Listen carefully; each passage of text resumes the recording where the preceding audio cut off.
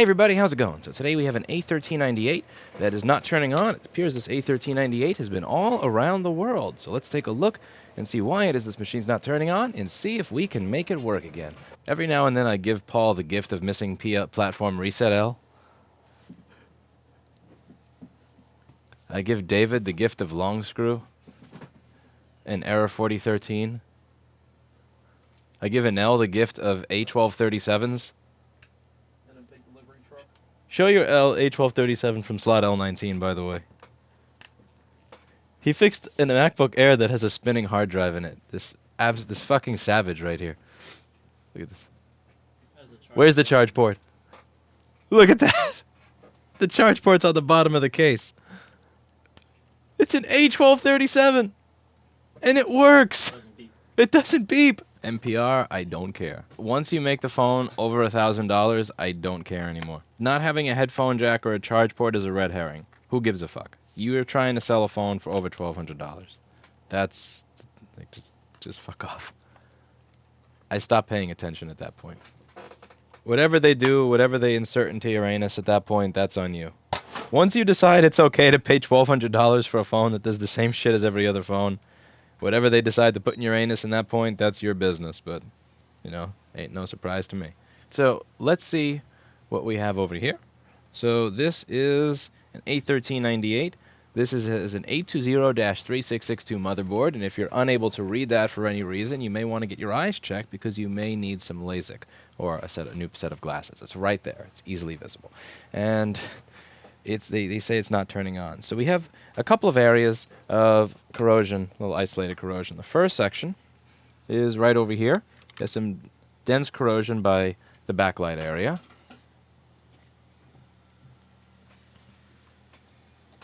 Over here, we have corrosion by the PP3V42 area, responsible for the SMC, one-wire circuit and all of that. Over here, we have corrosion by the I forget what that's for area because that never gets corroded. And then over here we have corrosion by the battery. So first thing I'm going to do, I want to know where I'm starting. So I'm going to turn on my power supply software, turn on the lovely Paul Daniels software, and get started with the power supply. The power supply is going to tell me how many volts this thing, how many. So it looks like this actually already turns on. Let's see if it has a light on the screen. Actually, it turns on and then turns right off afterwards. I believe this model may need a working battery to boot all the way up. He's a staunch advocate for his particular ideology and cause. If you're willing to use a Lenote laptop that doesn't even have suspend functions just because it has an open source BIOS, then you do you. But I'm beyond the point of rearranging my life so that I can have my software be open source. I believe that there are multiple types of freedom. One of the other types of freedom is freedom as in free time. Meaning that I don't have to spend 5 hours figuring out how to do something that another product already figured out how to do and is already sold, working with that kind of functionality. So there's free as in freedom, there's free as in open source, there's free as in doesn't cost money, and then there's free as in you can see everything, and then there's also freedom as in free time. And as I've gotten older, the type of freedom that New and Richard Stallman advocates for has become less and less important to me than freedom as in free time, because I can use that free time to advocate for other things that are more important than shit like, you know, having an open source BIOS. Like, if I could put my computer to sleep, if I can suspend it, rather than just turn it off and start fresh every single time if I'm traveling, I could use that time for something else.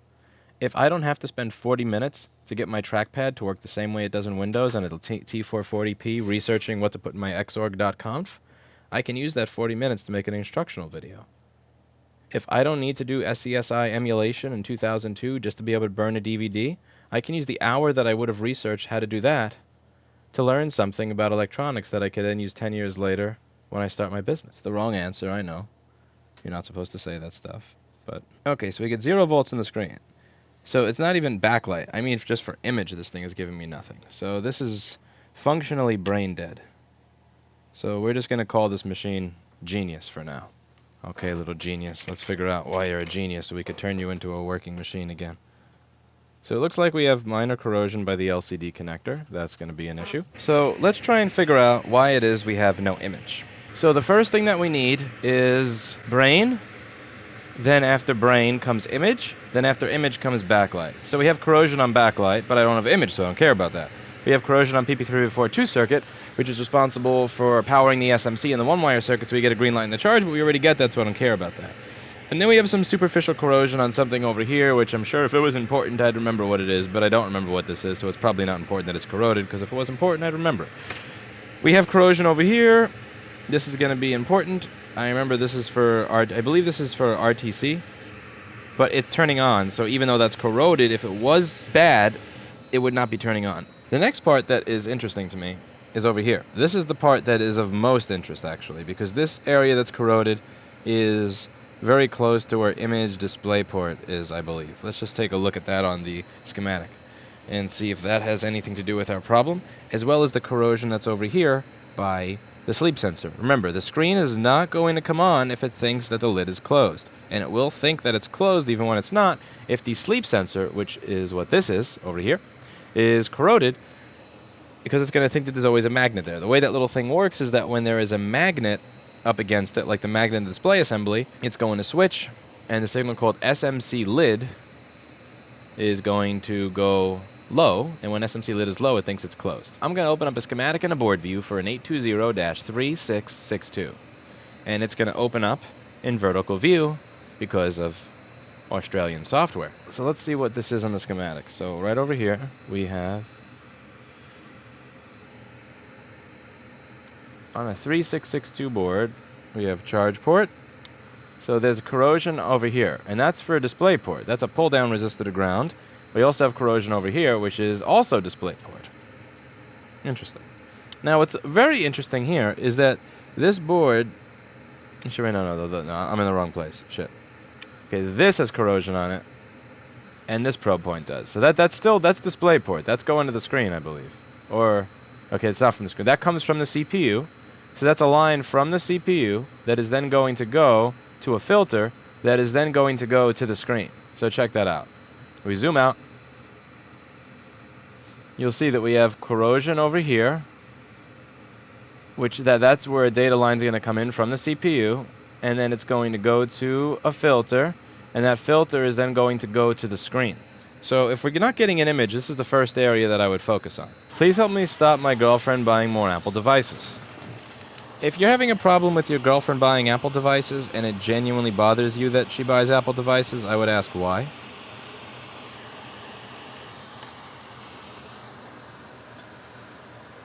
What is her reasoning for choosing them? What is it about it that why does it bother you? What is the reasoning? Is it that you're paying for them? Is it that...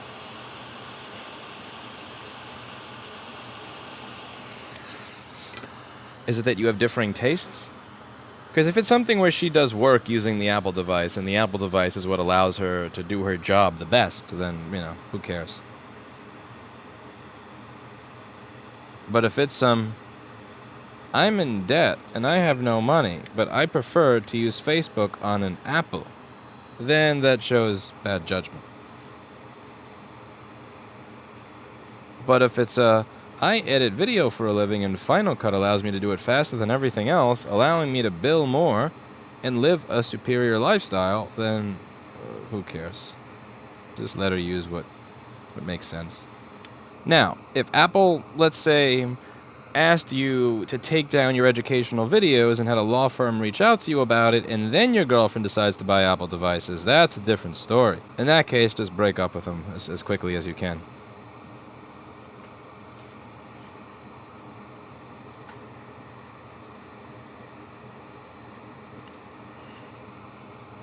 Okay.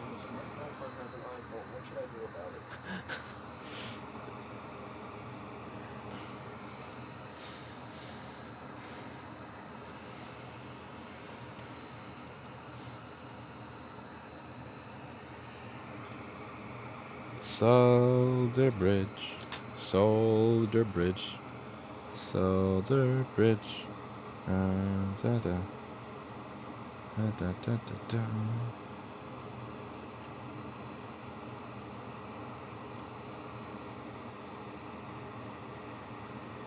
No.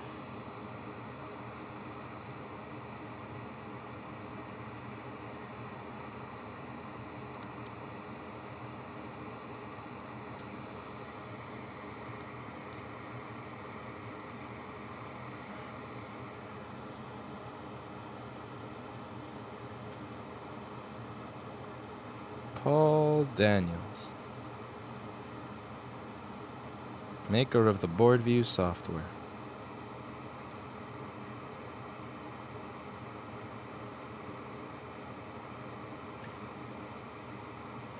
So, out of sheer curiosity, does anybody here use a program called Quark Express?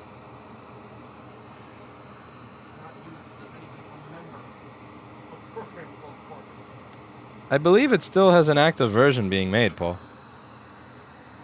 Yeah, Google it.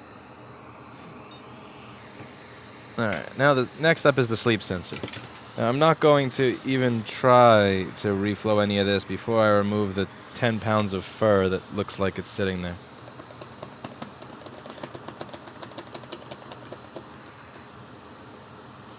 Eventually, the little alcohol dispenser that doesn't want to dispense will give up and dispense.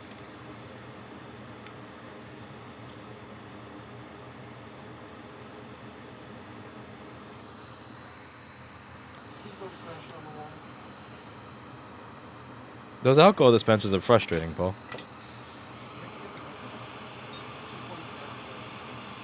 I got them from Allspec. They're supposed to be a real company.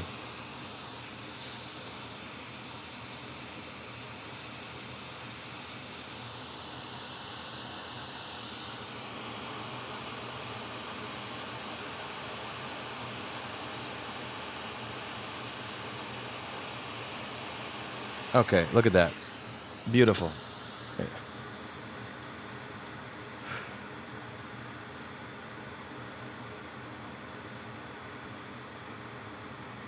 Alright, get those solder balls out the way.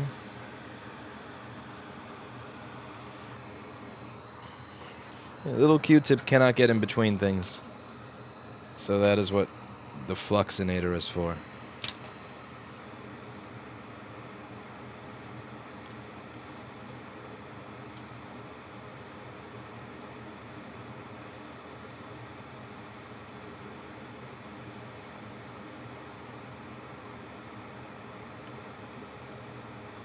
Do you know where that hello welcome thing is, Paul? The one that has my voice on it?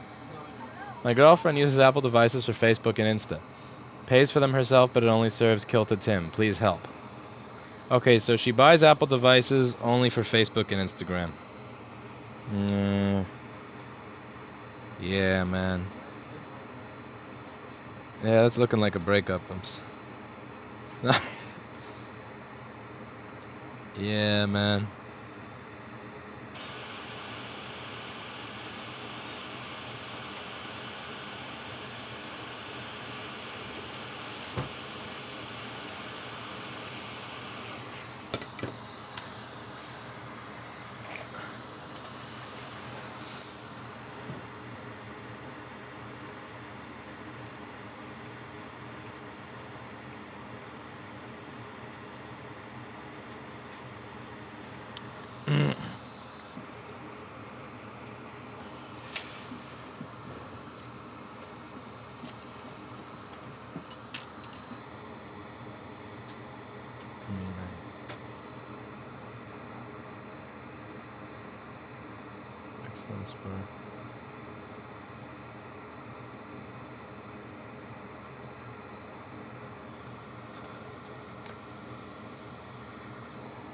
Or don't. Okay, go. Hot air. Fuck that.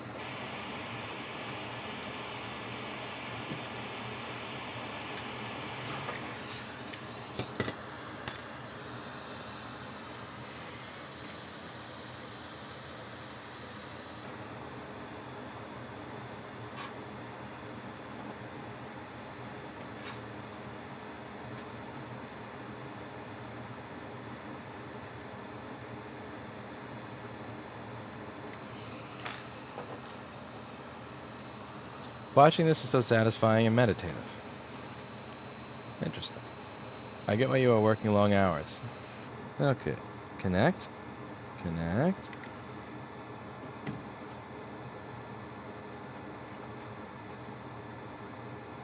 No. No. No. Rob Brown, get some food. Like, the thing, just order something, you know? What I do when I have a ridiculous amount of work to do and I don't want to waste time on stuff like that, just find a place that you like that makes something good, and then just click the reorder button. Like, don't make it, ooh, what do I want today? Don't make it something you have to think about. Don't say, I need to have something different every single meal, every single day, or I'm not happy. Just hit the fucking reorder button. So, because it's, you know, what's worse than eating the same thing you did yesterday for a meal? Eating nothing. So I just click a button. And if I'm at a point where I'm working so hard that I don't even have the time to prepare my own meals or choose what I want, I'm probably making enough of an additional revenue stream that the 10 or 20 bucks I'm out over just making my own meal is trivial. Just do it. Because that's what I do. It drives me nuts watching other people order food. They go, what do I want today? I'm not sure. Maybe this. No, what do you want? Okay, I want that, but do you guys want that? Well, no. Okay, so let's find a different place to order from. Just watching people order food at this store is a fucking nightmare. Because nobody knows what the fuck they want. It takes them a half hour talking amongst themselves to figure it out. It's like, hit a button. Get the food delivered. You liked what you ate yesterday, right? Eat it again. If what you ate yesterday sucks so much that you don't want to eat it again today, it wasn't good. Because when you have food that you really like that's fucking amazing, you'll eat that shit every day for 3 years. But, oh, god damn it, I moved my jumper.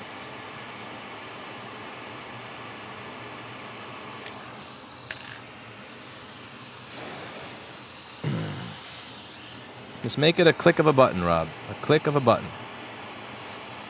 The turn of a friendly card.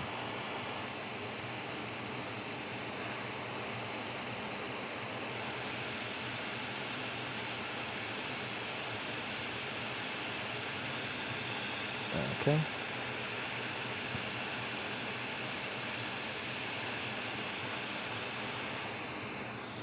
I just blew the top off of that coil.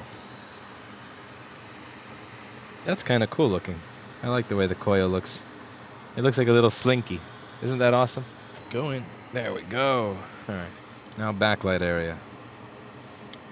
What do we do to this clusterfuck? Alright, so flux. New space is bigger and same price that space is. My current space used to be $68 a square foot when I moved in, and now it's up to $96 a square foot. The new place is $66.66 per square foot. So the new space is $12,500 a month. This space I think is up to $5,000 or $5,100 a month around there right now. When I moved into this place, it was $3,500. So the new place is cheaper per square foot. Obviously, it's not cheaper overall because it's over 3 times the size and in a nicer area. But it is cool that it is cheaper a square foot than this was when I rented it 8 years ago. Have you pet Oreo the cat today, David? Yeah. Did he meow at you? He likes to meow at people.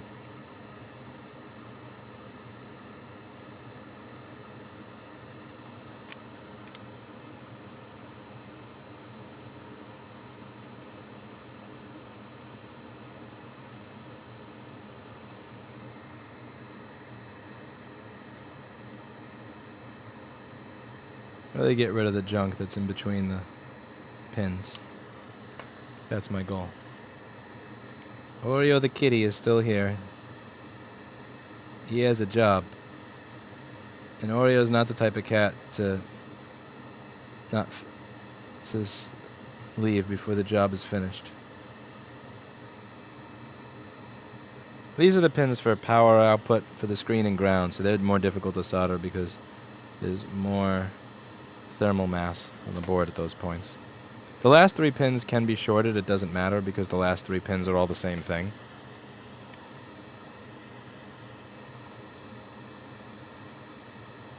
Who's...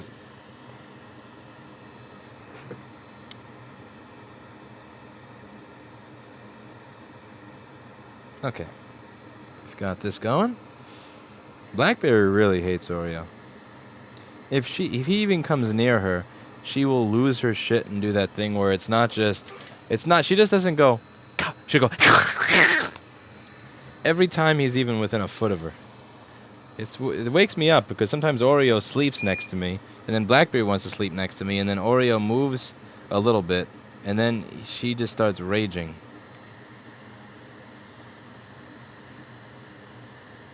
It's all curled up.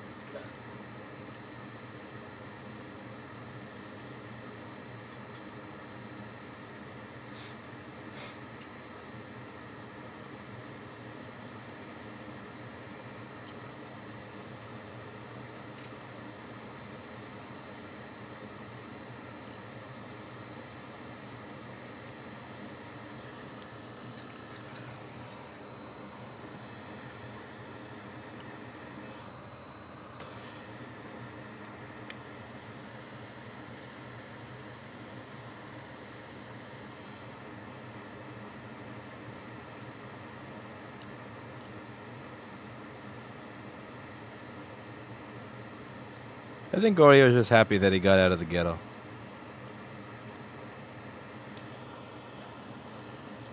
Oreo escaped for a better life, ran away, and he made his way to a better life. It's an 8-mile run the little guy had to do.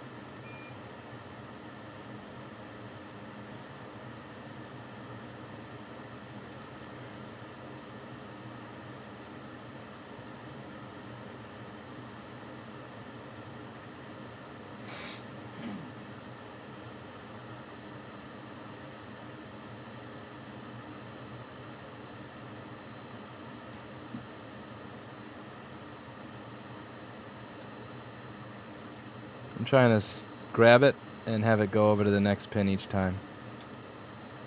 I'm mainly interested in ensuring that there's no corrosion that's shorting things out in between the pins of the chip. Thank you, Tyronius Lamar Brown, for the $2.99. There's anything that's there that could be shorting it out at this point, like any small little bits of corrosion or junk, all that the watery rubbish is going to get burned away.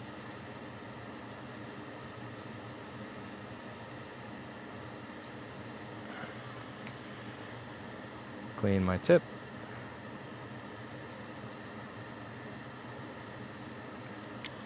Clean my tip. Paul, did you ever see JBC's $300 tip cleaner? No. I demoed it a few years back. It was sexy. What did it do to the tip for $300? Massaged it and got rid of all the sod. It wasn't just something like the HAKKO thing where you have to move it around.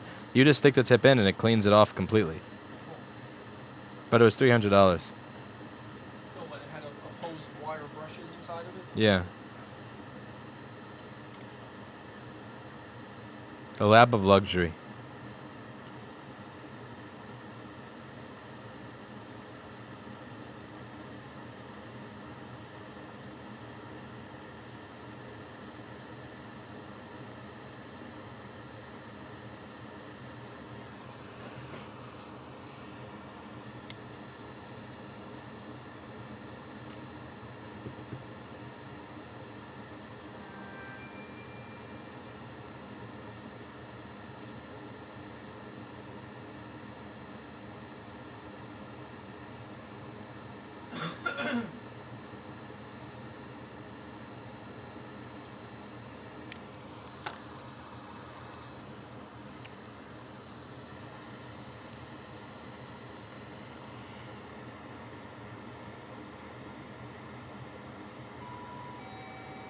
That login sheet is nice. Yeah, we have a pen and paper-based inventory. Aren't we professional? Boomers. Total boomer. Is it on a clipboard? It needs to be on a clipboard on a hook. I don't know if it's on a clipboard. It needs to be on a clipboard on a hook to be official. Alright, so it seems like it turns on once, and then turns off, and then turns on again. That's not good, because that makes me wonder if this thing has a brain. And the lack of 5 volts on the screen is telling me this thing probably still does not have a brain. I think this may... The thing is, this has corrosion very close to the PCH. I imagine there's a chance this would need a PCH reflow. But that requires Zalmo.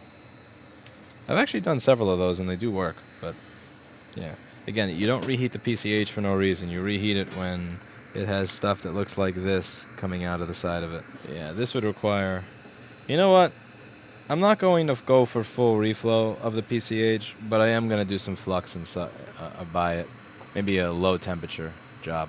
So the resistors that look nasty over here, like the third one, that's some RTC resistors for turning on. That stuff would actually keep it from turning on, but it wouldn't keep it from having a brain. Here's what I'm going to do. I'm going to remove that shit on the side, give it a very, very minor little fluxiness, and then I'm with the quick, and then I am going to ultrasonic this, and we'll see if it works. Hopefully it does. But yeah, this is usually a job for Zalmo. Toss this MacBook in the trash. No, this is where it would be nice to have Zalmo, or space for it, because if I had space for the Zalmo, I may be able to call this a fix. But now I'm not able to call this a fix. Thanks, Lewis. Your channel is inspiring. Thank you, Marcelo Mafra, for the RS2.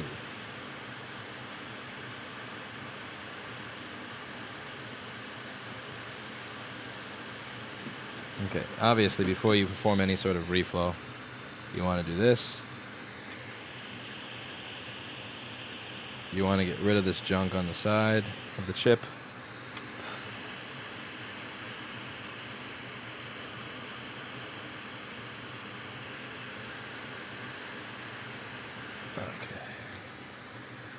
You don't want to get any sort of junk on the balls. This cannot combine with the balls. That would be very, very bad. Okay. So there we go. Remove this rubbish thing here.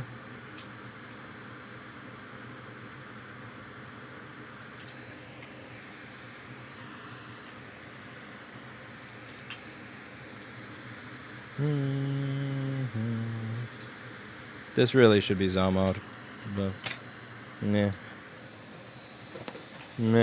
What are you gonna do? Let's go for it.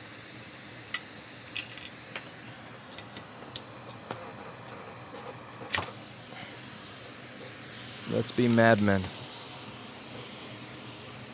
Let's go crazy.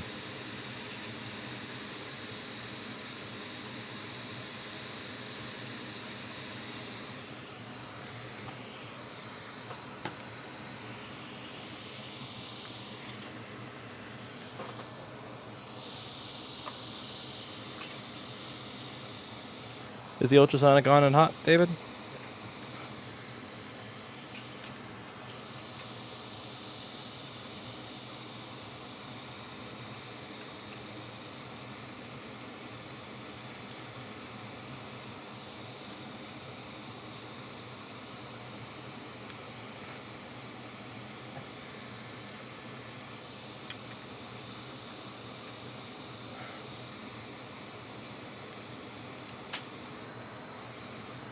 Can you turn the oven on as well? Just get that thing ready, heat it up.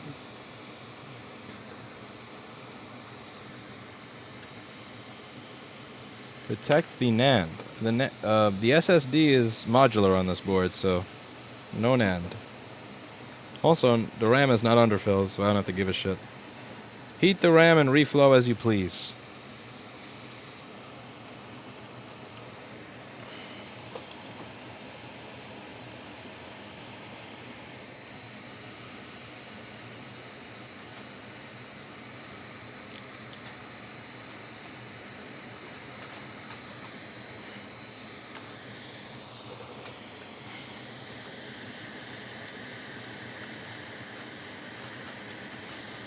Yeah, this brain deadness is going to be stemming from that corrosion that's under the PCH.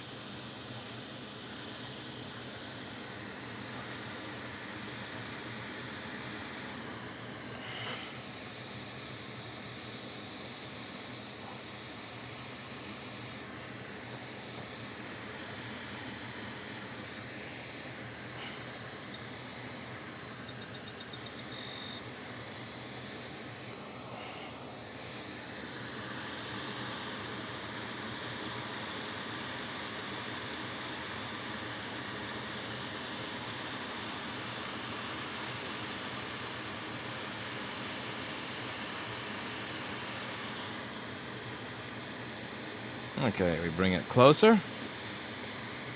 Give it about 30 seconds closer.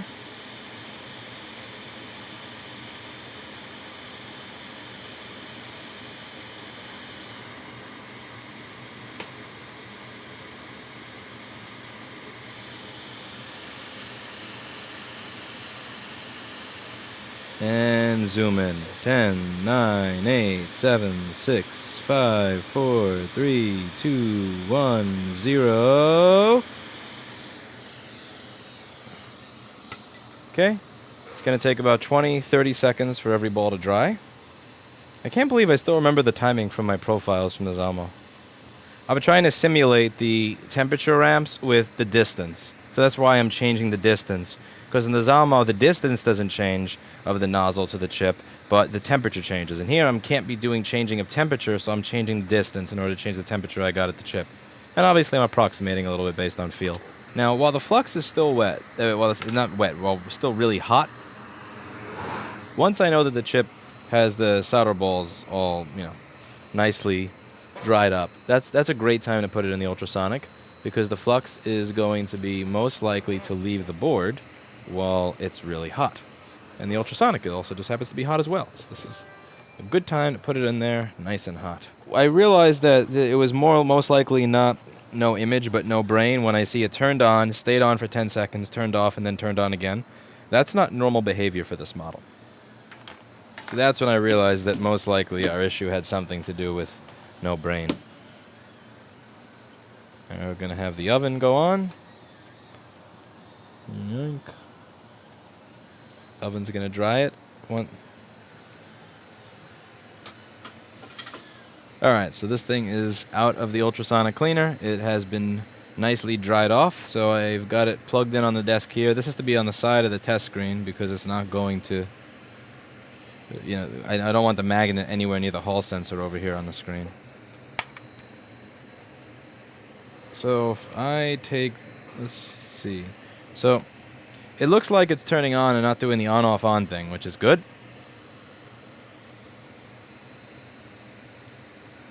It also looks like it's giving me 5 volts on screen power, which is good. However, we have nothing on backlight. So to see if we have backlight, we will do this. So as you can see, there's an Apple logo there. So we are getting an image. This is no longer brain dead. The PCH reflow and ultrasonic actually fix it being brain dead. So now we have to figure out why it is we have no backlight. And this is in the realm of an easy board repair. Because no backlight, that I can solve. The rest, maybe, the brain dead is actually the heavy lifting of this board repair. The no backlight is going to be an easy breezy. So let's see if we're shorted to ground. It looks like we're shorted to ground. Now we have to figure out where that short to ground is. So I'm going to unplug this screen. Okay, now we have 7 million ohms. So there is actually a chance that the short is in the connector or in Paul's screen, which is interesting. And since the connector, the original LCD cable I think I showed you earlier, looked really bad, there's a good chance that the short is actually inside this LCD connector. So I'm just going to toss this LCD connector off the board, put a new one on, and we'll be able to call this machine fixed. So I want you to understand the reason that I went for the PCH reflow was several reasons. So again, when you're working on this, you need to be able to ascertain no image from no brain. It's one of the things that should be in my document below. There should be this document that you can find in the video descriptions of all of my board repair videos. It's a free guide to board repair. It's about 150 or 200 pages. Nothing too crazy. It's mostly very large text, lots of pictures. But the difference between no image and no brain is important. Because I started troubleshooting no image at the beginning of the board repair, looking at the display port lines, potential corrosion there, without realizing that the fan was turning on, and then moments later turning itself off, and then turning on again. That's not behavior that I expect from this machine when it works. That's behavior I would expect from a machine that has no brain.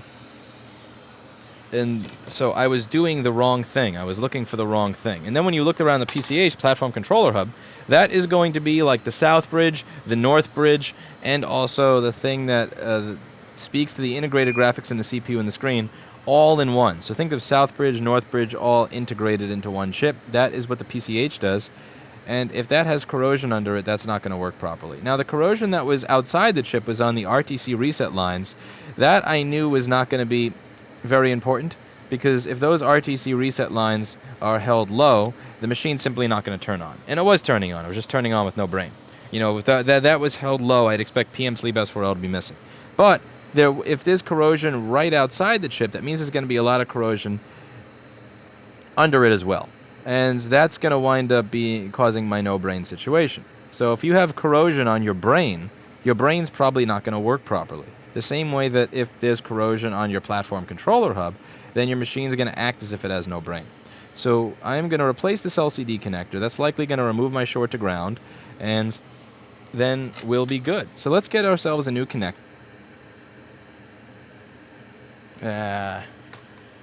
Come on. Come on.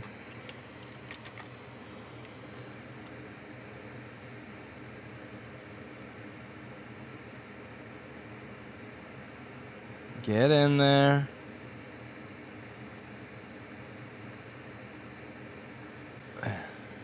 There we go.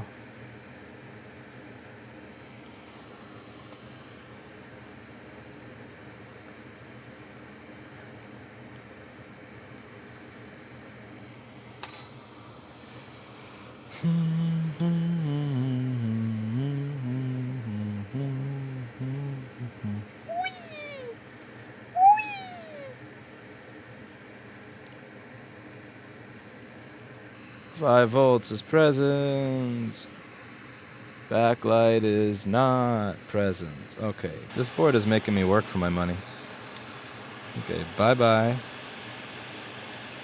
Bye-bye. Those two areas were corroded, so let's not trust them.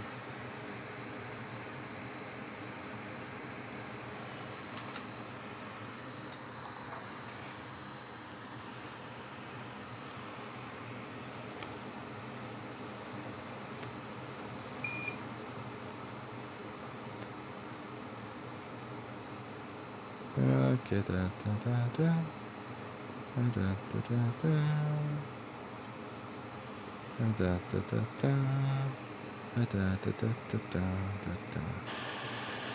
okay, so this is going to go here.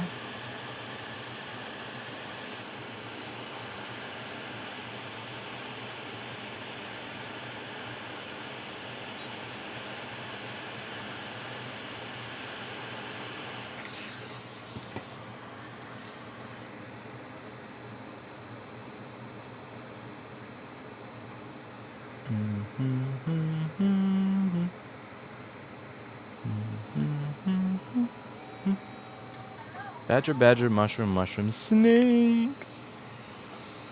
Badger, badger, badger, badger, badger, badger, badger, badger, badger, badger, badger, badger, mushroom, mushroom. A badger, badger, badger, badger, badger, badger, badger, badger, badger, badger, badger, badger, mushroom, mushroom, badger, badger, badger, badger, badger, badger, badger, badger, badger, badger, badger, badger, snake, snake, oh, snake. That's the worst thing to have stuck in your head. That E-Bombs World shit from 16 years ago. WTF. Alright, is the transistor opening? Let's see. Fuse. 12 volts here. Oh no, that's not possible. That's not possible. A MacBook Backlight fuse blew. No way. That never happens. No. This model has current sensing. You know why this happened? I'll tell you exactly why this happened. In the last video that I uploaded, I praised Apple for the fact that there was a current sensing circuit that prevented the fuse from blowing on this model machine. And right after I do that, this is what happens. Apple, I tried to praise you for something. That's bullshit. I was praising you for the fact that these machines are more, like, they're more durable, more reliable, that if you fix whatever caused the short circuit, that it's not going to blow the fuse, you can just plug it back in, it'll work, and that it doesn't do as much damage as it used to because of the current sensing circuit. Man, I complimented Apple. You heard me a day or two ago complimenting Apple about this. This is what happens. You can't compliment Apple. I have a bad backlight fuse on an A1398. Bad fuse. I know. I'm as stunned as you are.